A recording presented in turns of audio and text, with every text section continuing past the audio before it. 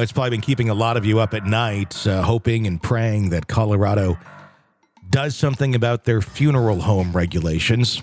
A lot of people who are affected by this really probably do feel that way. But they've finally done it. Colorado finally moving to tighten regulations on funeral homes after all of the scandals that we have been talking about. The shocking revelation in February regarding Miles Harford, a former funeral home owner accused of keeping a woman's corpse in a hearse for nearly 2 years, and the mishandling of cremated remains of over 30 individuals. It shocked a lot of people in Colorado, as the United States. And the United States, and anywhere that it's not acceptable to keep a body in a hearse for 2 years. The state grappling with the aftermath of this, and everybody going, what do you mean you don't have regulations? Like, you didn't like... How do you not have many regulations on this? Like every other state has kind of figured this out in the last 200 years. It might be something to pick up, Colorado. And of course, there's the discovery of the nearly 200 remains in the abandoned Penrose funeral home, to the sale of hundreds of body parts at an unchecked Montrose funeral home. Yeah. There's a lot. There's a lot of issues in Colorado. My favorite was my favorite. That sounds horrible. The one that was, I think, most shocking was the 200 remains at that one, where they were literally stacked on top of each other. That was the Back to Nature funeral home or something like that. Yeah. Yep. Return to Nature, I think, where it was literally, it was like stock shelves. They basically got store shelves from like a closed down Kmart or something, put them up in their funeral home, lined the walls, and they started stacking bodies, more than one to a shelf. Well, you'd have to do more than one to a shelf. I mean, it was a very small building. Yeah. If you took a look at it. It wasn't very much square. I mean, I don't even know how you would fit 200 human bodies in that building, to be honest. I mean, I guess you'd have to stack them. Because standing up, I don't know that it would work. Nor could you do it with, I guess if you tied them together. So if you did like a Weekend at Bernie's kind of a thing, you could stack them. Maybe like that. But it's just, I don't know if I'm more shocked by that one or the woman in the back of a hearse for 2 years. I'm going to go with the 200 were bodies. People walking by the hearse? I mean, I'm kind of a looky-loo. I might kind of peer in there. What were they seeing? Probably a casket with a body. I mean, you wouldn't see the body, but probably just the casket. Or is she in a body bag? What is she? I mean, somebody had to walk by and go, what the hell is that? Were they complaining? I think there was complaints of smells on that one, too. Yeah, I think there was. I mean, I can't imagine the 200 bodies in the one. I mean, that to me, and they're literally... If you leave a body out and it's not like cremated or something, it's going to start melting basically. Yes. and melding to other things. So you gotta probably figure that these bodies that were stacked on top of each other probably started to meld to one another. So when you're taking them out and you're like separating them, that had to be freaking horrific. Oh, like trying to pry a grilled cheese sandwich apart. I mean, just yes, that's did I just ruin that? That's a good analogy. It's probably like prying grilled cheese sandwiches apart. And it's probably what they said while they were in there. Hey, Bob, this is kind of like prying a grilled cheese sandwich apart. Well, it sure is. They were texting back and forth about food orders. You remember that? We covered that they were texting back and forth about something that they wanted on a sandwich, and then talking about a body, and then, oh, did you get my order? I didn't want tomatoes or some crazy thing. I don't think I could eat for, I don't know, a long time if I came in contact with that. Even if I was prepared and knew this is what I was walking into, I think that smell, I think I'd just be in a toilet throwing up for days. I don't. If you've ever smelled death, and I know you have too, it's like, it's the worst. Our bodies, our brains are programmed to know that is the worst thing you want to smell because it's a danger, and it's our caveman brain going, this is not safe. Get away from this because you could die too. That's why we interpret that as something that horrible. I guess for some, maybe they don't have Tony, that. That makes me wonder about them because they were in that environment. They were exposed to these smells and they were acclimated to it. Somehow they were, they weren't wearing hazmat suits from the sounds of it. I don't know they how should have been. How do you acclimate to that? I don't even know. I have no idea. I don't know. I don't know how you ever acclimate to that. That's just. I get irritated when my cat's litter box needs to be cleaned and I've let it go a day too long. Yeah. So I can't imagine the smell when you'd walk in that building, how they would actually even be in there for longer than a minute. Any amount of inhaling, just one inhale, I'd be passing out, I think.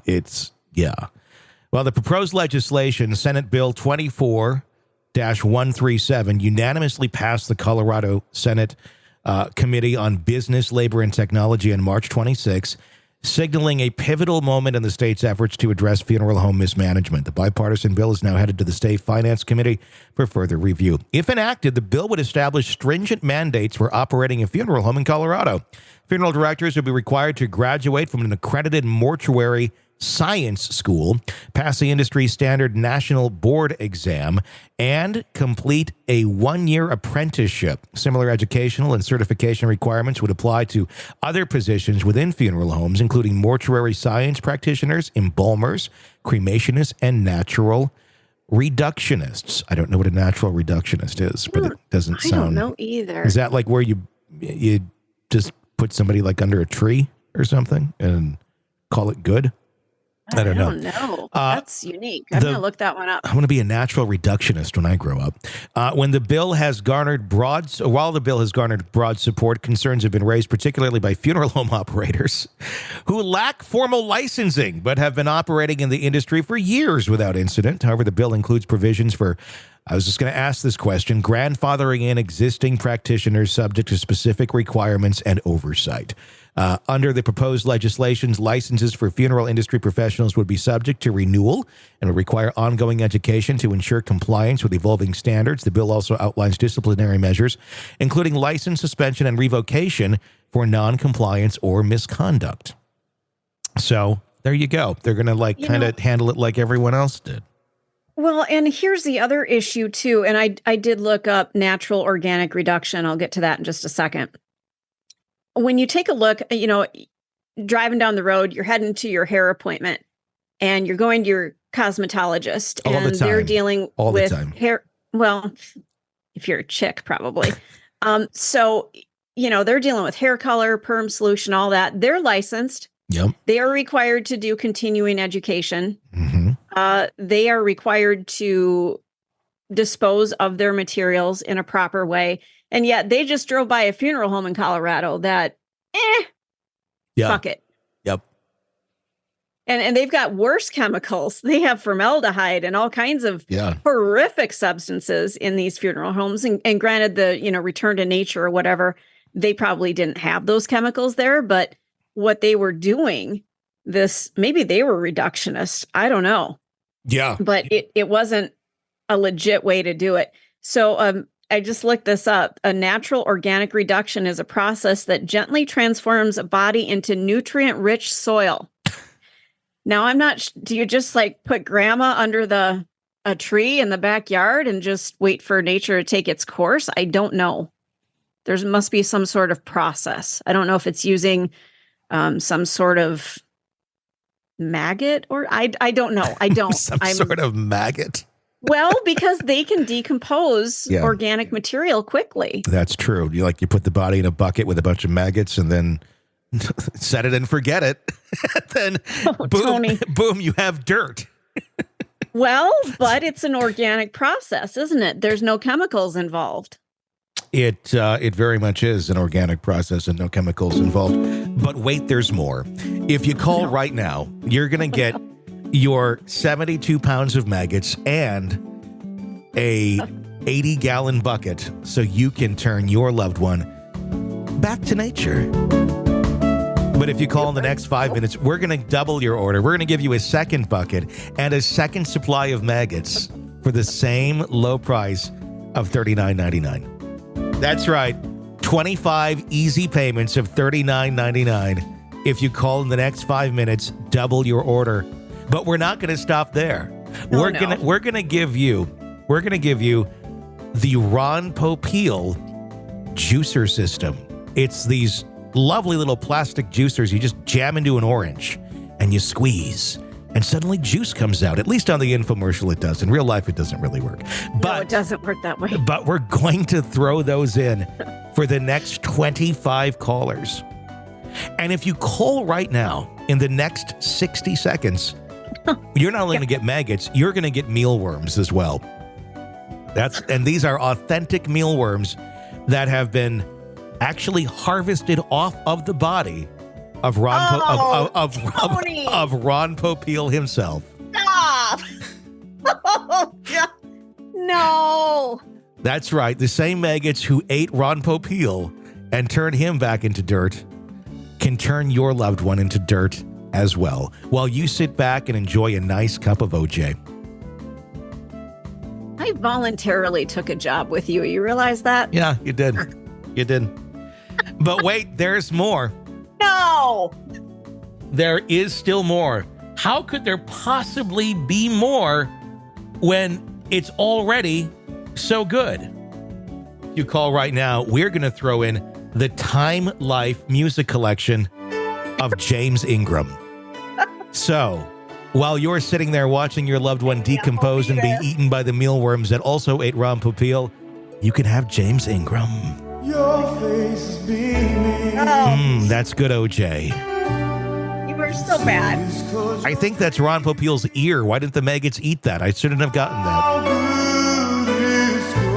Oh. Yeah. That's it. So, not to get rid of your infomercial, but I did find out that they actually do a cremation of the human and they put them in the soil.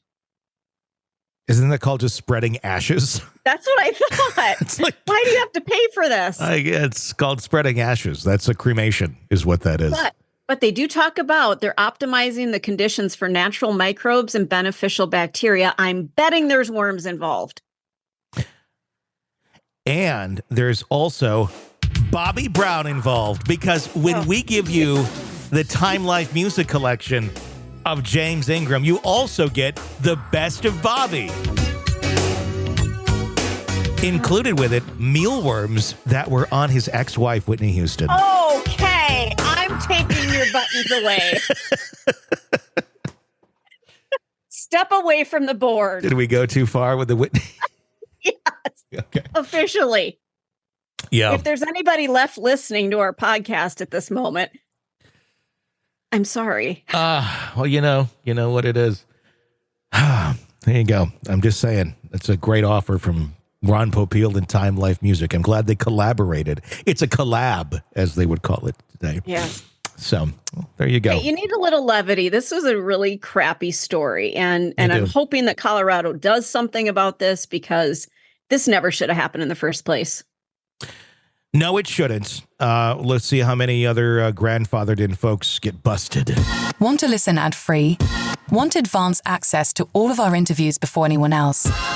Become a True Crime Today Premium Plus subscriber on Apple Podcasts. You get every episode commercial-free, so you can binge on true crime until you can binge no more. Search True Crime Today Premium Plus on Apple Podcasts now, or go to our podcast page and sign up now. More of the Hidden Killers podcast next.